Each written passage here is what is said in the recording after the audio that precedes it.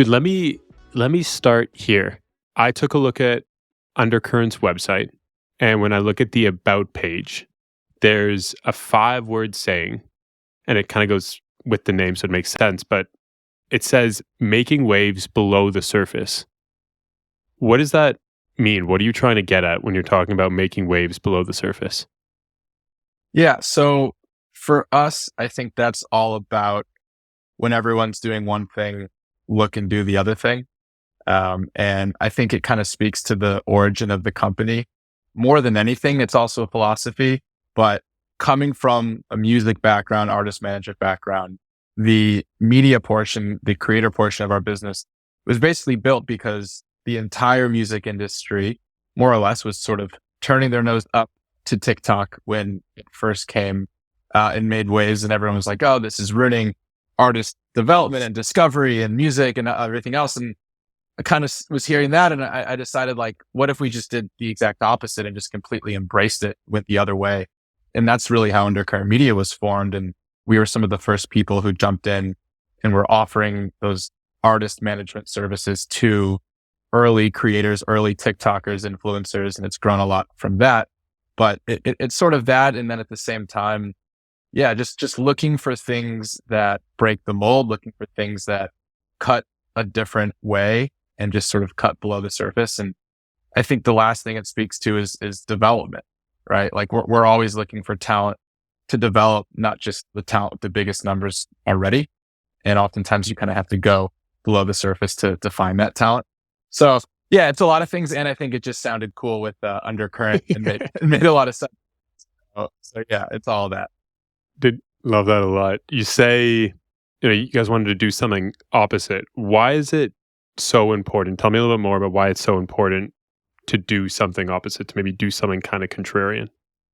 Yeah. So when I think about that, I'm kind of in my head thinking about all the different parts of our business and how we do things differently or opposite. But ultimately, I feel like a lot of industries follow a similar trajectory and end in a place kind of like where a lot of people argue the music industry is now, that don't necessarily benefit the people that have propped it up to begin with.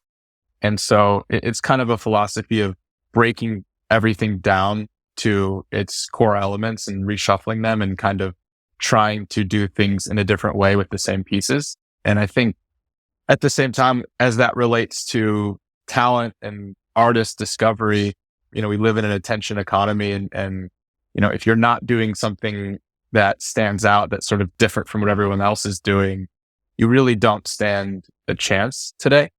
So I think it kind of applies to the business and at the same time applies to the talent that we look for. I was just at coffee with a friend of mine who's also in the music industry just before this. And he was saying something along the lines of, he's like, the music industry is so frustrating, man, because one company will innovate and then everyone will follow that innovation for 2 years. And then someone else will innovate and then everyone else follows that thing for 2 years. Why do you think that is? Why is it that it's such like one leader and then everyone follows, where, to your point, everything is an attention economy around entertainment? Yeah, I think it's something where most people don't have a full understanding of where the value is in an industry. And so everyone's kind of rushing and racing to the next thing. And I think it's just sort of that fear of missing out. We're kind of seeing it right now. And it's a lot of the people who were crypto experts who are now suddenly AI experts. And in 2 years, they're probably going to be experts in whatever's next, right? And so I think it's like a combination of not wanting to miss out and kind of not understanding where the real value is. And to me, that's always been talent. And there's going to be things around talent that are constantly changing year over year over year. But for us, as long as we're protecting, developing, and helping talent kind of go through those 2 or 3 year shifts of industries, the idea of talent, creators, storytellers is never going to change. Yeah. So, why people jump to the next new thing, I don't know as much, but we're just kind of focused more on making sure that we know who we are, that we're working with talent to help navigate those shifts, because those shifts are inevitable. Yeah, no, so true. I think when you look at the music space, or I think even if I take a step back, the interesting thing to hear, I think we operate on it with a similar mindset, is like, how do you do things differently? And that the trap I've fallen into is sometimes you're just focused on doing things differently, that you forget the fundamentals. Like you just want to do something different so you stand out and break through. How do you balance the two? How do you balance the fundamentals, really understanding first principles of the industry while still making sure that everything you do is differentiated? Yeah, that's a good point. I mean, first and foremost, you need to be educated and understand foundation of these industries. You can't just break to break, right? And you I can't like that. just I like break that. for the sake of calling yourself an innovator. If you look at the major label system, you can't create a new label that's more artist friendly, that gives artists more control without understanding how music copyrights work in the scope of the law, and understanding that there's only so much you can do to innovate. And ultimately, I think innovation comes in increments more than it comes in like these massive waves. Like no one just wakes up one day and is like, I have the biggest, most brand new idea that's going to destroy and reshape an entire industry. I think innovation is very incremental till you maybe hit a tipping point. And so, I think that's it's a cool idea, and it's a big focus for sure. Like, you want to innovate, you want to do things that are going to put the industry in a better place than where you started, but you definitely can't just break to break. And so, yeah, it is a balance. And I think as long as you understand and educate yourself about the realities of the industry, the fundamentals, and you try to make small moves every day, you avoid kind of just disrupting in order to disrupt.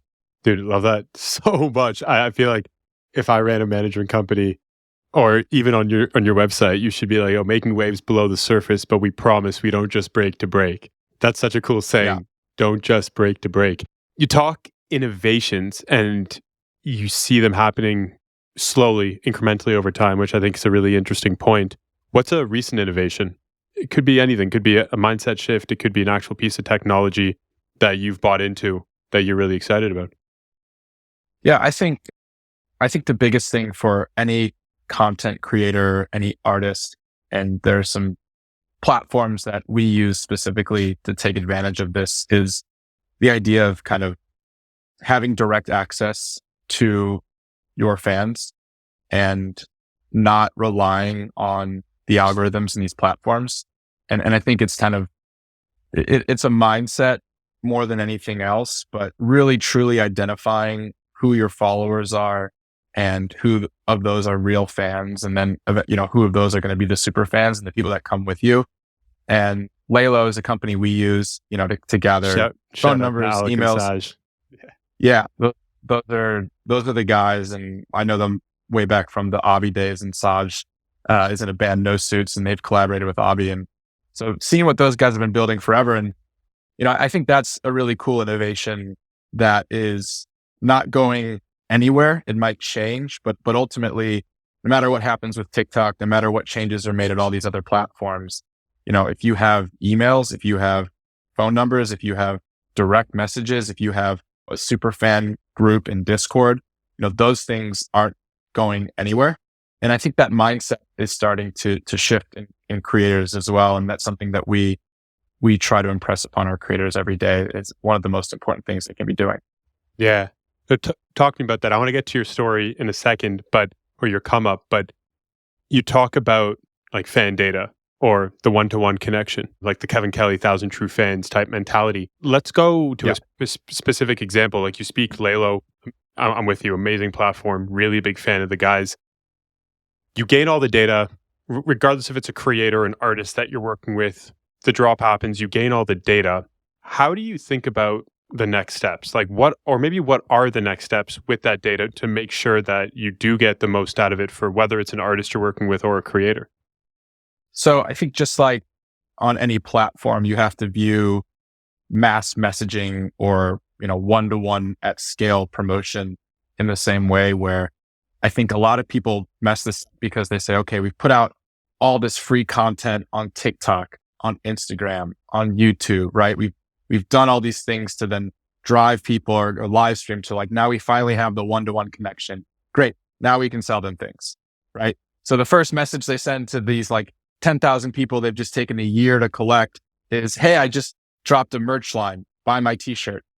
And that's the exact opposite of what you want to do. Like, in fact, I think you have to double down, triple down again and continue to provide more value to the people that you're kind of on one-on-one connections with. So whether that's private content, so like maybe a private live stream that only they get access to with a promo code, or it's funneling them somewhere like a Discord where then you provide a lot of benefits. And is messy and scammy as a lot of these NFT projects were.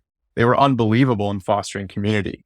And now that those, the Web3 elements have kind of sketched a lot of people out and crypto's taken a huge hit, I think a lot of people have forgotten how amazing that era was for community building, right? To be getting tens of thousands of people in a Discord, just chatting about life, news, current events, but like putting, like a monkey or a whale as their mascot, it's unbelievable. Imagine if artists and creators could be doing the same thing.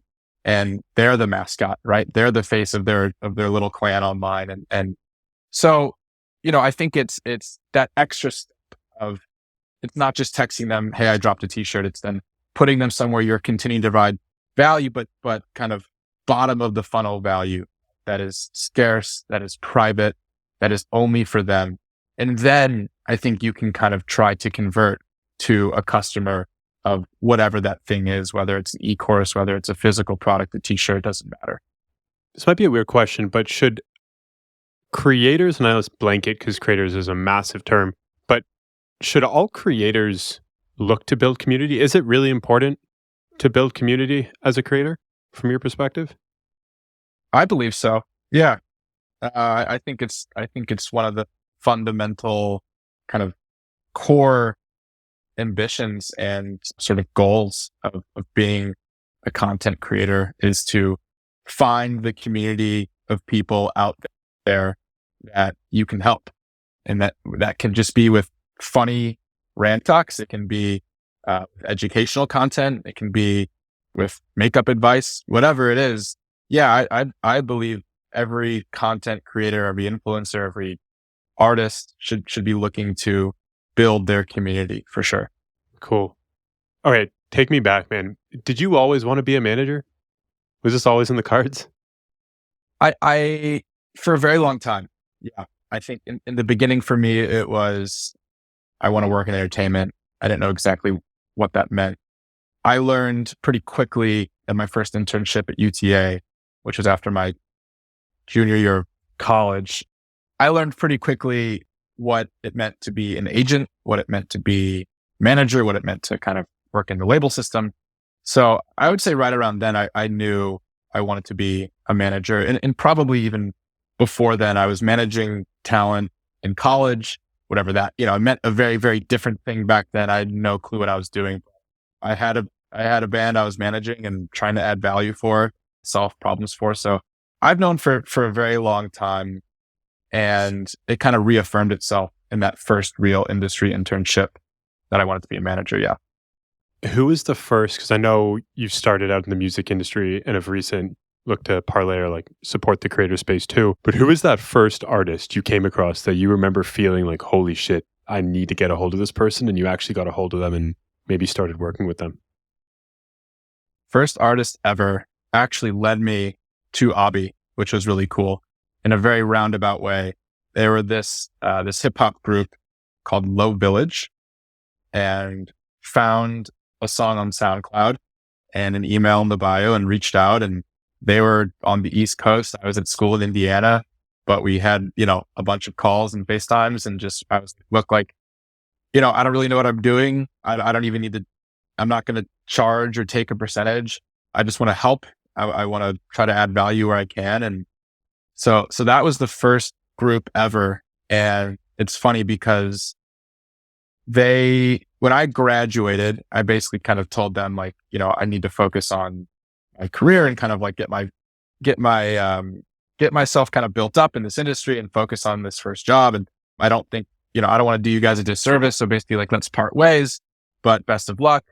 And it was a few years later that they got a new manager, and that manager called me and just said, "Hey, I wanted to learn anything that you kind of learned working with the group in their early stages. If there's any advice you have, let me know." And then he ended the call with, "And by the way, I have a friend who's looking for a new manager, and I think you'd be great. And it's Abby the Nomad." Wow. And so I met Abby through the first musical group I ever reached out to and kind of quote unquote managed. Their like second manager then referred me back to Abby. And so, yeah, kind of crazy in full circle. But I think for me, that was just a lesson in like keeping every door open, not burning any bridges, staying in touch with people even after you decide it's maybe not in your best interest to work together, because they ended up leading me to Abby, which ended up opening my entire career.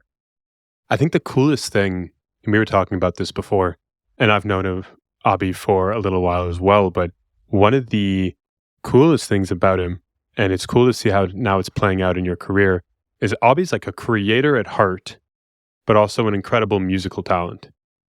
Always live streaming, always trying to connect with fans, always doing these like non-scalable things to build community, which is so different than the average artist. What was it when you started working with him? What was the thing you like? What are the things that stood out to you? What did you really notice that you gravitated towards? And you said, I have to be a part of this guy's journey.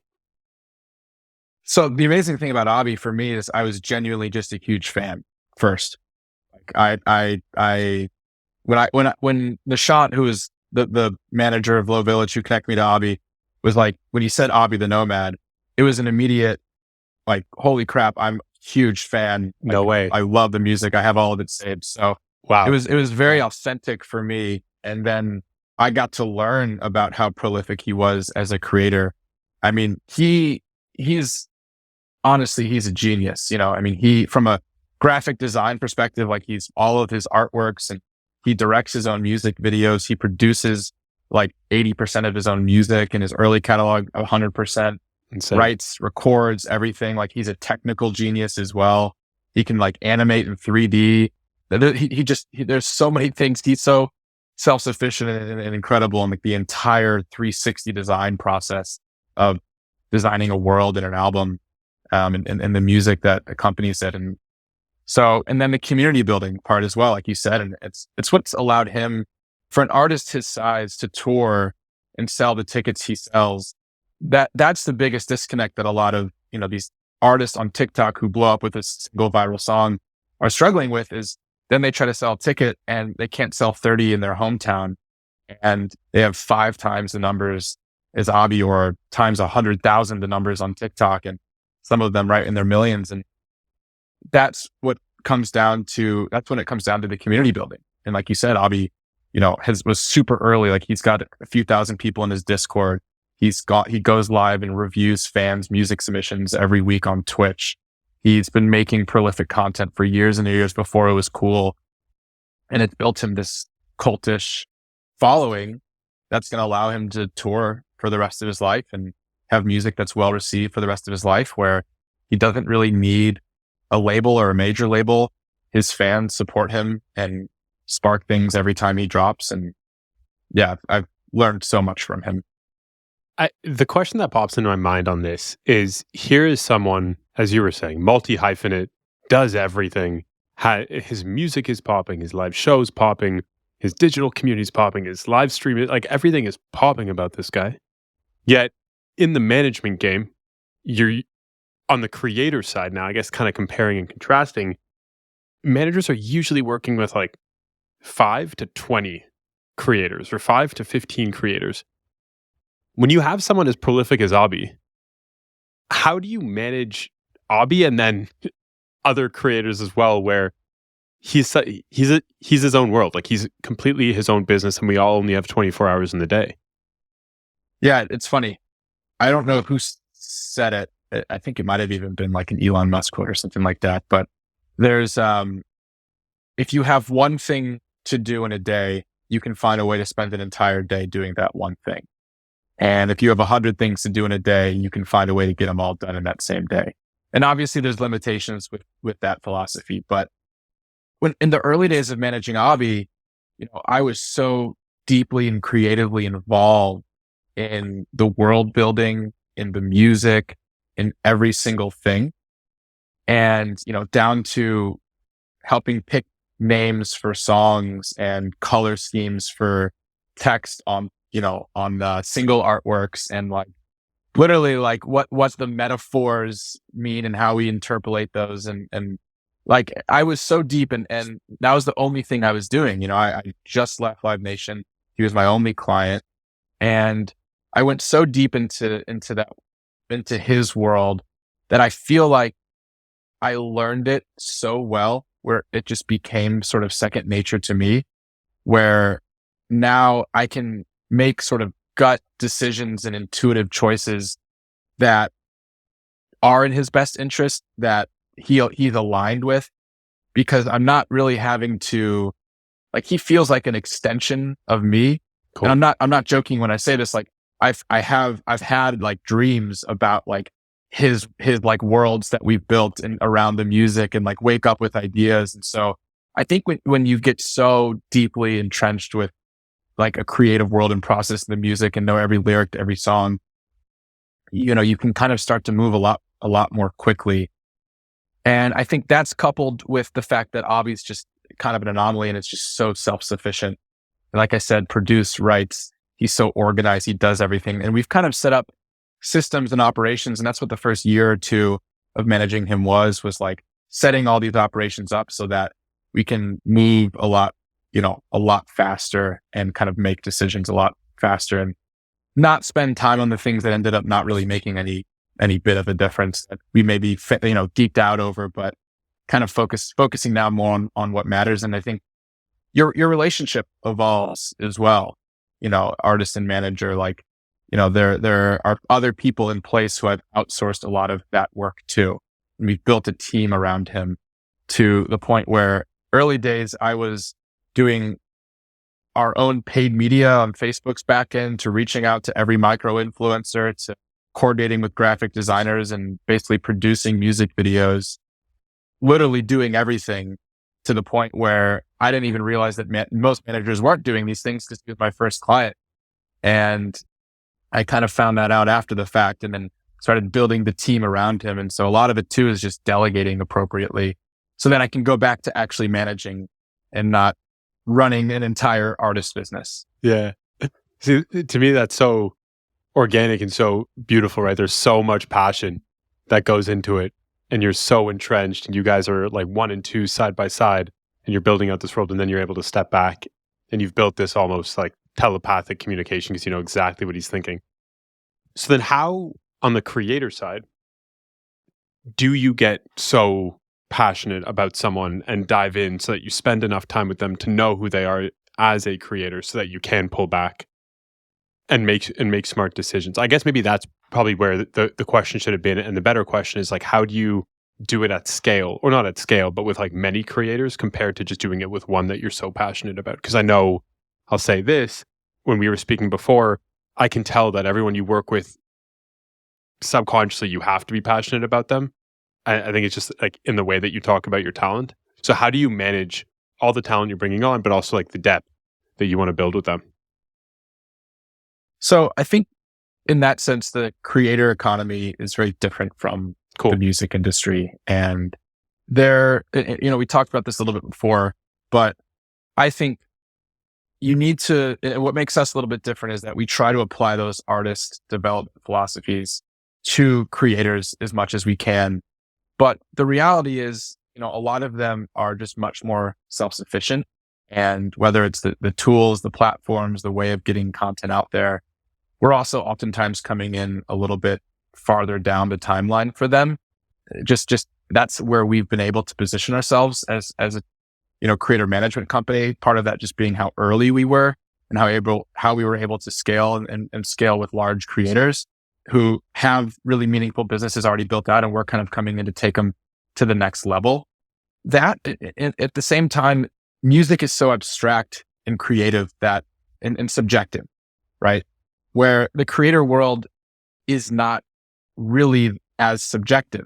A video either gets as many, 1 million views, or it doesn't, right? And that was either a good video or a bad video for that day. And there are things you can learn technically to increase your chances of building that virality as often as possible. But you don't necessarily need to creatively get there with a talent in that space as much. I think it's more kind of a hybrid management agency approach where we need to be there to provide strategy. We need useful insights, best practices, help them grow the business of what they've already gotten so good at. Where from the artist side, it's a lot more development of like helping connect them with producers and songwriters to first make the music and then build the creative around the music, and then a release plan with marketing to get that music out there and build and build and build. Where a lot of creators we're signing have 5 million followers at the time we're signing them. And we're really more of their business partners than we are their like creative developers. Cool. And so it does kind of live in two different parts of the brain. And I think it's what allows you to work with more creators than you can work with artists. Kind of, it's more about, to me on that side, what I'm passionate about is the raw entrepreneurship of that side of the business, and knowing that every creator has the chance to build this community and build a business and a brand. It basically has their own network that you can do all these really amazing things with and help people with this content. And so I think it's just a little bit different, which allows you to treat them both a little bit differently. I like that distinction. I don't think I've heard someone say that to me before. And I think you are in a very unique position, because I don't think I've really spoken to someone that straddles both lines, like is the artist or runs artist management and runs creator management. So that makes a lot of sense now hearing you say that. You talked about one thing. You talked about how when you're working with artists, a lot of the time it is artist development. It's getting them in the right room, making sure their pen game's better, production's good, et cetera, et cetera. And I don't think there's that much of that on the creator side. So how are you taking that artist development mentality and applying it to creators that you work with? Yeah. So I think when it comes to that, it's all about taking a long-term approach. And I think a lot of people in the creator space have a very hard time doing that. And can I jump in and ask, why do you think that is? Why do they have a hard time taking a long-term approach? Because it can feel very fleeting at times. We don't know what's going to happen with TikTok. This is also new, that a lot of the issues you've seen in this space, especially in, around, the articles you've probably seen on TikTok managers who have stolen money and done sketchy things. It's like, there's this like gold rush and this race to this new breed of creator that a lot of people that probably had no business representing talent came in to represent talent, and we're doing things all the wrong way. And I think people are just like, how do we squeeze the most money out of this right now? And instead of, taking a long-term approach, which is difficult to do. But if you were a talent manager with career ambitions of being a talent manager and went into that space with the ambitions of being a talent manager in 30 years, like I did, I have no issue taking a long-term approach, because I'd rather say no to that brand deal today to be managing that same talent in 10 years. And it's just, for me, it's about building the equity in our business and the talent that we have in our business much more than it is about the cash now. But I think a lot of people, it was difficult to do that. So take me back. No, and I feel like after everything you say, I'm like, that makes a lot of sense. But it does make a lot of sense. But take me back to what we were initially talking about before I interrupted you on applying artist development tendencies and strategies to creators so that there is that long-term and that longevity play. How do you go about it with you and your team? Yeah. So, and that's where I think I went on the long-term kind of tangent, but it's all about thinking long-term. And if you're able to think long-term and you're able to sit with the creator and help them ideate on content strategies and optimization strategies and creative and how they foster that community, how they take steps to position themselves for the long run. That's what we mean when we talk about artist development. Oftentimes when you're developing an artist, you're not going to see $1 for 2-3 years. And that's if you get lucky and they end up, actually growing a business. And in the creator world, if you can try to think about talent with that same approach of what's best for them in the long run, in every decision, not what's best for them right now, Yeah. right? Like, is this brand deal really worth it? How much are we sacrificing or leaving on the table from kind of a community equity standpoint, right? If we do this deal, like, is this deal going to help your career as much as it's going to help you monetize your career today? And at the same time, just making sure, back to owning fan data, optimizing across platforms, exclusive content, long form content, right? Making sure that every creator is willing to take the steps necessary to develop and build and be someone who's going to survive this crazy TikTok wave and be a creator for the long run. Dude, interesting term. Like community equity. I like that a lot.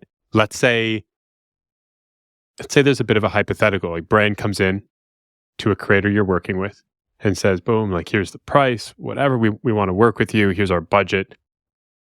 How do you evaluate it so that it'll either tell you, cool, we're going to do this today, or no, the equity is in the community, so let's not talk about this, let's not do this brand deal, but instead think about it for the future? What goes through your mind? What are those different points you're thinking about? So I think first it's who is the company, right? What do they represent? Do they have a good reputation, right? If you're going to align and attach yourself with their reputation, what's that going to do to yours? Is it a good product they want you to sell? Is it something that your followers will actually benefit from? Absolutely no issue with brand deals and in that space, because it's how creators make a living until platforms can figure out effectively how to monetize short form content. And I think the followers understand that this is how they survive and are able to kind of provide all this free content. It's just, the little commercials that interrupt the organic content. Like nothing's changed. It's just the platforms and the way in which you consume it that's changed. But it's just about aligning yourself. And this is what we focus on more than anything, is long-term brand partnerships, right? And finding the brands that you align with, that have, good ethics and morals, that fit your page, that makes sense to promote, and then taking less to work with them in the long run. And that's something I preach to all of our creators. I would so much rather them take 50% less, per post, but to work with a brand long-term that's going to provide them with more stability and not be selling 20 different things a month to their followers, but just to say, hey, here are the 4 or 5 or 6 things that are brands that I really use and enjoy and work with. And so I'm going to, be a spokesperson for them because it benefits me, and hopefully you guys get some real value out of it as well. It's an interesting perspective. I think and I say interesting for actually a main reason. On the creator side, it makes sense. Every creator wants long-term brand partnerships, more money coming in, more stability, I think more clout, more equity, more credibility. But there's always the balancing act, because on the representation side, you take a percentage of that creator's business. And so for you as a manager to say, I'm cool if you take, let's get 50% less per post or 20% less per post today because of what it's going to do in the long run. To me, if I'm a creator listening to this, I'm like, oh, that's an amazing indicator that the person really cares for my career and doesn't just care for me as a talent who's going to make them money. Yeah. I mean, I think frankly, it's also self-serving. If you think about, it's also going to protect our business in the long run. True. Right. And I think, again, that just all goes back to the long-term approach that we preach. And, I would so much rather know that a creator is sort of taken care of and going to have this nice, consistent, long-term partnership for them and for me than racing to every single deal, because I'm so much more interested in the rest of this business. I'm so much more interested in building products and IP and shows and podcasts and just, e-courses and just all of the amazing things that creators can do. I'm so much more interested in building those with talent, owning, a portfolio of really cool businesses with my talent, being that partner that's able to scale and operate, their dream vision for a business.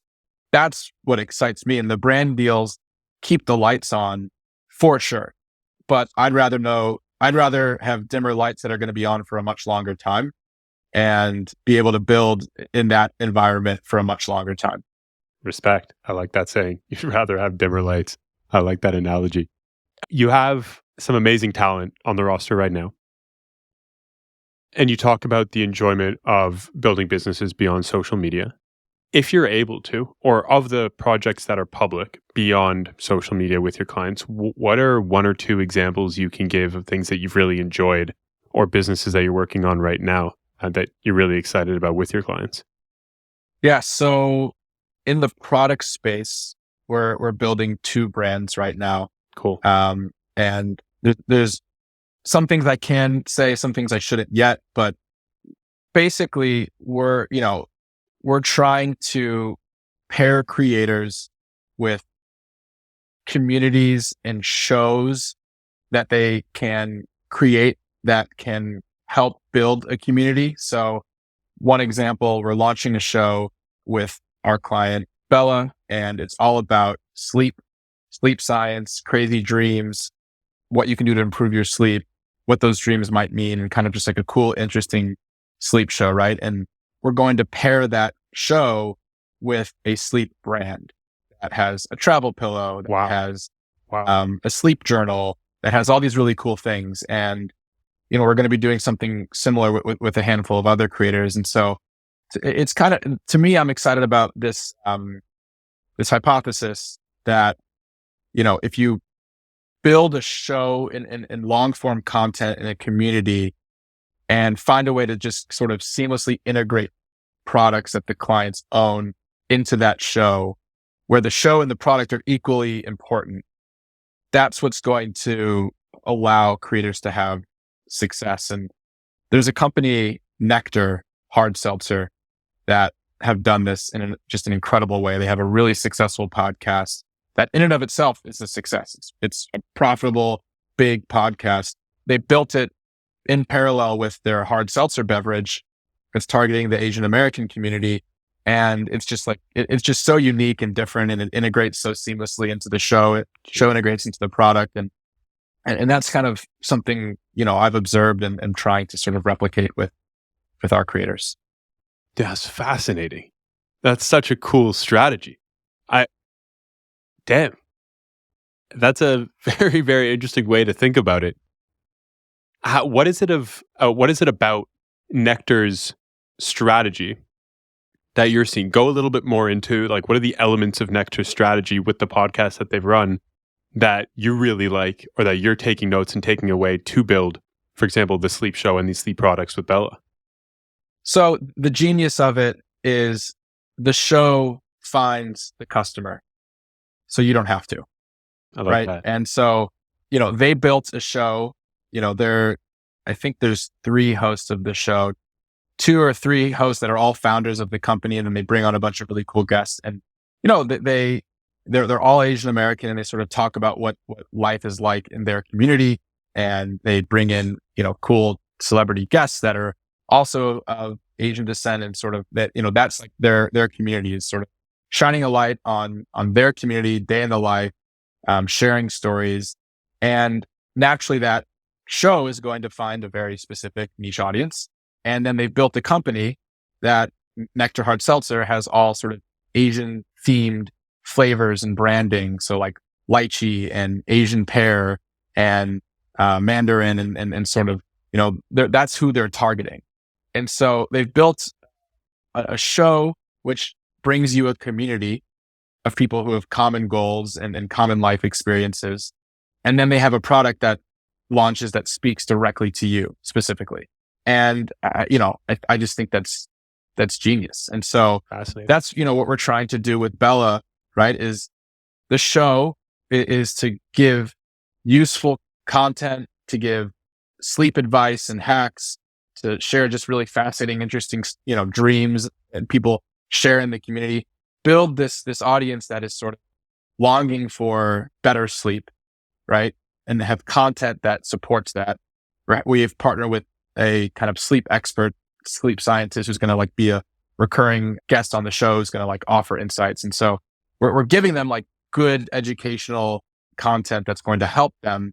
And then we're pairing them with products that support that, right? Whether it be a better travel pill that supports your neck in a better way, or a journal that helps you reflect, and which is, before bed, which has been proven to give, help you sleep better. So, find a community with the content and then have products to serve that community in a useful way, but do it at the same time. You know what I'm noticing with you, man, and I think it's so cool. And I think creators are lucky to have you as a manager, or people that, as a confidant or someone that is advising them, is you look at the beginning of your journey, and we talked about world building, and you talked to me about like that's what you noticed with Abhi, and he was unbelievable at world building, and you'd wake up with these dreams of these like small nuanced things that would continuously build out the world and the characters. And you go throughout your career, and I think I can like probably timestamp 2 or 3 times where you're talking either character development or world building, or getting someone like actually involved, or building some type of community. And I think this is what this is right now. Like, this is kind of what it culminates to, is like you are building a world with the creator around content where the product is just another character that's serving the narrative.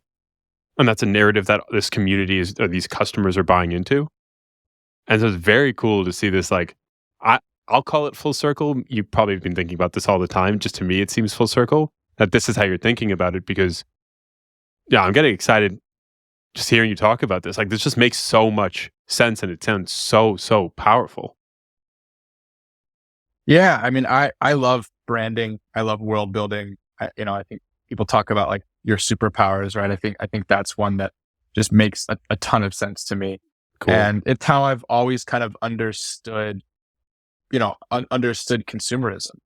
I mean, there are obviously some things that are products and features that are better than others, but at a certain point, and I think we've gotten here in society largely, most products aren't all that better than their competitors, right? At this point, there's, every phone can do just about the same thing. Every mattress does this, gives you just about the same sleep, but it's about what it represents and what you feel like you're representing when you join the club and make that purchase. And I'm so guilty of it. Like I remember when I bought my first car, and I bought a Jeep, and I knew why I bought it, and I was convincing myself I was going to take this thing off-roading, and that I was an outdoorsy guy, and never once. That thing didn't touch dirt, right? But what it represented to me, or outwardly what it said, this guy is a sporty, adventurous guy. I think that was one thing early that really clicked with me. Or I just made the largest financial purchase of my life completely irrationally to belong to this club that I really don't even have business belonging to, but I want to project out that I do. And, I was just like that, I'm not alone in that. That's how people make decisions, and they want to, you want to find community again. You want to feel like you're a part of something bigger than yourself. And content creators have the superpower of telling these stories and of building the communities and building the narratives and the arcs that support them. And then, the products are just a piece of it. Hopefully these products you can build things that really help people, but it's more a signal than anything else, especially when you're dealing with creator branded products, right? Like Prime is no healthier or better than Gatorade. It's just, now it's a status symbol. I don't know if you read that article about what's happening in the UK. There's a whole secondary market. It's nuts, and that's what it is. And, just being very eyes wide open and aware of that, but then, trying to use that for good and build communities that are helpful. And that's why I've always gravitated towards educational content creators, not exclusively, but as a huge niche in our audience, people who are educating and telling stories more than, doing TikTok dances, which is really actually no one on my roster is just a like trend kind of dance creator. Like everyone is sharing stories or building community in some way. There are 2 things to that. So one, on the idea of Prime, you'll love this. I am leaving this weekend to go to South Africa. It's where my family's from, and it's my little cousin's bar mitzvah. And I was speaking with him a couple of weeks ago, and I was like, dude, what do you want for your bar mitzvah? Like, what do you want me to get you? And he's like, yo, I need you to bring as much Prime stuff as possible. Like, I need Prime in South Africa because some of these upper class kids have it. I want it. That's all I want for my purpose. I just want to drink. So I was in LA and I lugged over like 6 bottles of Prime. I got like the powders. I got something else for him. And that's all the dude wants for his bar mitzvah is like $50 worth of a drink so he can show his friends and be like, look at what I have. And my mom and my family and my aunt don't understand. They're like, you're joking, right? You're bringing a drink for my son for a gift. And I was like, dude, you don't understand it. Like, the status symbol is crazy. It's crazy. It's unbelievable. It's really mind blowing. It's incredible what's happening. That's such an interesting story. And then the other thing you were talking about how like the irrational purchasing, and you wanted to be a part of that club. You wanted like that's the signal. You wanted to be associated with them. That's who you wanted to be. Have you heard of a Hollywood casting director named Jennifer Venditti? I don't think so. Okay, you're gonna love this. I've been geeking about this for like a past couple months, ever since I heard about her and bought a book. So she wrote a coffee table book in collaboration with A24 called "Can I Ask You a Question?" And supposedly she is one of the best cold casting directors in Hollywood, where she'll just something like Euphoria, for example, was like, oh, we need these types of people. She'll think, where do I think these people kind of exist in the world? We'll go there and then just start roaming the streets. And if she sees someone who she feels like has the look, she'll go up to them and say, hey, can I ask you a question? And then try to better understand them. And sometimes just take those people off the street and cold cast them. And the reason I bring this up is because what she says is like one of her superpowers is she realized that the fascinations that she has in life usually relate to things that she really wants to be or really wants to be attached to. And so when she sees things in other people that she's really fascinated with, she knows there's like a part of her that really connects to it because she really wants to be with that person. And that's how she's become such a good cold casting director. And so hearing you talk about that with the association with the product, I was like, yeah, that makes a ton of sense. It's just identifying things in you that you really connect to. And so I can see why you're so passionate about this world building, no matter what the creator is, because there is that irrational thing of wanting to belong to a community. Yeah, exactly. And then I guess for her, like if you can be objective and observe that in yourself and then apply it to other people, it can be super powerful. Yeah, man. Dude, this has genuinely been such a fun chat. I think the way you think about things is one, really impressive and pretty inspirational. Thank you for coming on, and thank you for just sharing candidly. I think people are going to get a lot out of this chat.